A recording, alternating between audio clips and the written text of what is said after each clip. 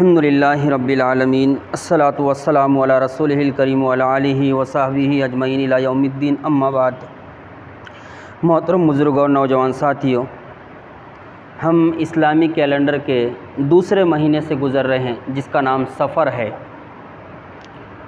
بہت سارے ایسے مسلمان پائے جاتے ہیں جو اس مہینے کو منحوس سمجھتے ہیں، اس لیے اس کی حقیقت جاننا بہت ضروری ہے۔ اس مہینے میں بہت سارے ایسے لوگ بھی ہیں جو شادی بیاہ نہیں کرتے، اور بہت سارے ایسے بھی ہیں جو نیا کاروبار شروع نہیں کرتے۔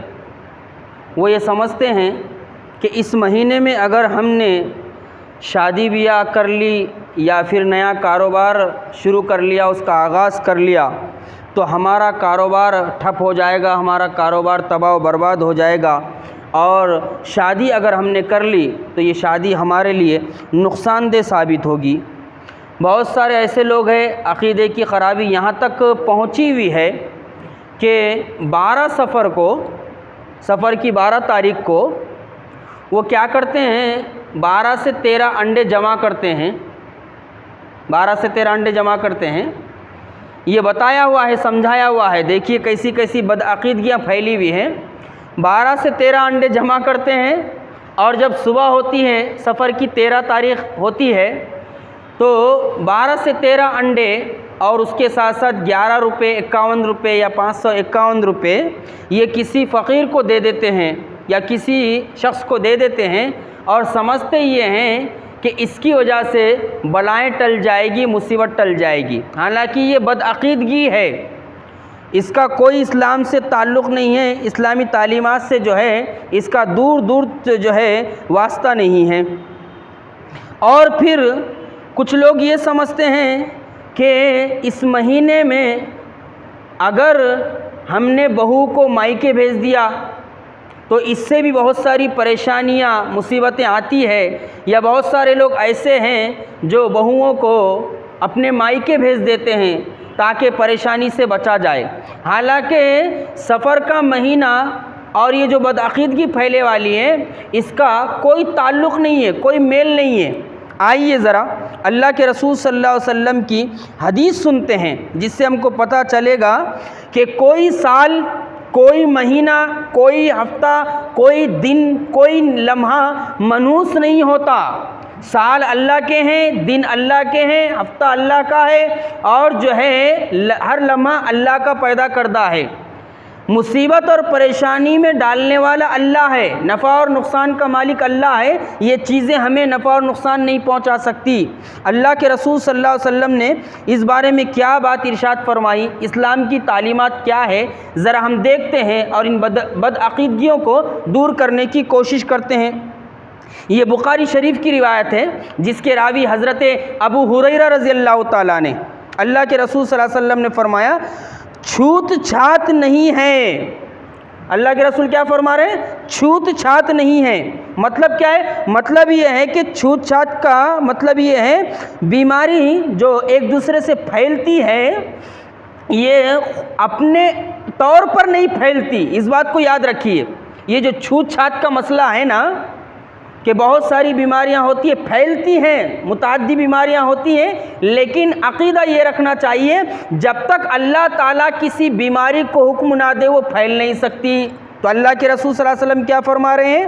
چھوت چھات نہیں ہے، سفر کا مہینہ منحوس نہیں ہے۔ بخاری شریف کی روایت ہے، اللہ کے رسول صلی اللہ علیہ وسلم فرما رہے ہیں، دیکھیے کہ یہ جو سفر کا مہینہ ہے اسلامی کیلنڈر کا دوسرا جو مہینہ ہے، اور لوگوں نے یہ سمجھ لیا ہے کہ یہ سفر کا مہینہ منحوس مہینہ ہے، لیکن اللہ کے رسول صلی اللہ علیہ وسلم فرما رہے ہیں سفر کا مہینہ منحوس مہینہ نہیں ہے۔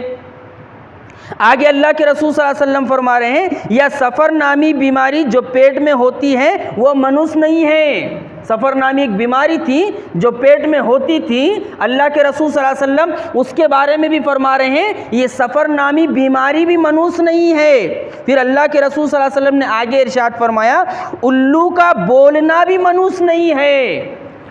بہت سارے لوگوں کا یہ عقیدہ ہے کہ جب الو بولتا ہے تو کوئی مصیبت آتی ہے، کوئی پریشانی آتی ہے۔ جیسے بہت سارے لوگوں کا عقیدہ ہے بلی نے راستہ کاٹ دیا تو کام بگڑ جائے گا۔ بلی نے راستہ کاٹ دیا تو کام بگڑ جائے گا، یا پھر کوے نے کائیں کائیں کر دیا تو کچھ بلا آ جائے گی، یا مہمان آ جائیں گے۔ یہ جو عقیدے پھیلے والے ہیں جانوروں کے کائیں کائیں کرنے کی وجہ سے، جانوروں کے بولنے کی وجہ سے، ان کا کوئی تعلق اسلامی تعلیمات سے نہیں ہے۔ اللہ کے رسول صلی اللہ علیہ وسلم کیا فرما رہے ہیں کہ الو کا بولنا بھی منوس نہیں ہے۔ آگے اللہ کے رسول صلی اللہ علیہ وسلم نے ایک بہت پیاری بات ارشاد فرمائی۔ کیا ارشاد فرمائی؟ اللہ کے رسول صلی اللہ علیہ وسلم نے فرمایا بدشگونی لینا شرک ہے، بدشگونی لینا شرک ہے، کہ ایسا کرنے سے ایسا ہو جائے گا، الو کے بولنے سے نحوست پھیل جائے گی، سفر کے مہینے میں شادی کرنے سے جوڑے کا نباہ نہیں ہوگا، سفر کا مہینہ منوس ہے، یا پھر جو ہے فلاں وقت میں ایسا ایسا کرنے سے ایسا ایسا ہو جاتا ہے۔ اللہ کے رسول صلی اللہ علیہ وسلم کیا ارشاد فرما رہے ہیں؟ بدشگونی لینا شرک ہے، بدشگونی لینا شرک ہے۔ اللہ کے رسول صلی اللہ علیہ وسلم نے اس روایت میں تمام بد عقیدگیوں کو ختم کر دیا ہے، اور اللہ کے رسول صلی اللہ علیہ وسلم نے یہ ہم کو عقیدے کی تعلیم دی ہے کہ دیکھو نفع اور نقصان کا مالک صرف اور صرف اللہ ہے۔ ہاں اگر کوئی منوس چیز ہے تو ہمارا وہ عمل ہے جس کے ذریعے سے ہم اللہ کی نافرمانی کرتے ہیں، ہمارا وہ دن منوس ہے جس میں ہم اللہ کا ذکر نہیں کرتے، ہمارا وہ دن منوس ہے جس میں ہم نماز ادا نہیں کرتے، ورنہ کوئی سال، کوئی مہینہ، کوئی دن، کوئی ہفتہ، کوئی جانور، اس میں کوئی نحوست نہیں ہے۔ اللہ کے رسول صلی اللہ علیہ وسلم یہ بتا رہے ہیں، سمجھا رہے ہیں، اس لیے ہمیں چاہیے کہ یہ جو سفر کا مہینہ ہے، یہ سفر کے مہینے کے تعلق سے ہم یہ بات یاد رکھیں۔ اللہ رب العالمین نے سورہ توبہ میں یہ بات ارشاد فرمائی کہ جب سے زمین و آسمان کو اللہ تعالیٰ نے پیدا فرمایا ہے، مہینوں کی تعداد کتنی ہے؟ 12 ہے، مہینوں کی تعداد 12 ہے، اور ان 12 مہینوں میں 4 مہینے حرمت والے ہیں۔ ان 12 مہینوں میں سے اللہ تعالیٰ کا بنایا ہوا یہ سفر کا مہینہ ہے، اور کوئی مہینہ منوس مہینہ نہیں ہوتا۔ اس لیے اس مہینے میں اطمینان کے ساتھ نکاح کیا جا سکتا ہے، اس مہینے میں اطمینان کے ساتھ کاروبار کا آغاز کیا جا سکتا ہے، کیونکہ ہمارا بھروسہ اللہ پر ہے۔ ہمارا عقیدہ یہ ہے کہ نفع اور نقصان کا مالک کون ہے؟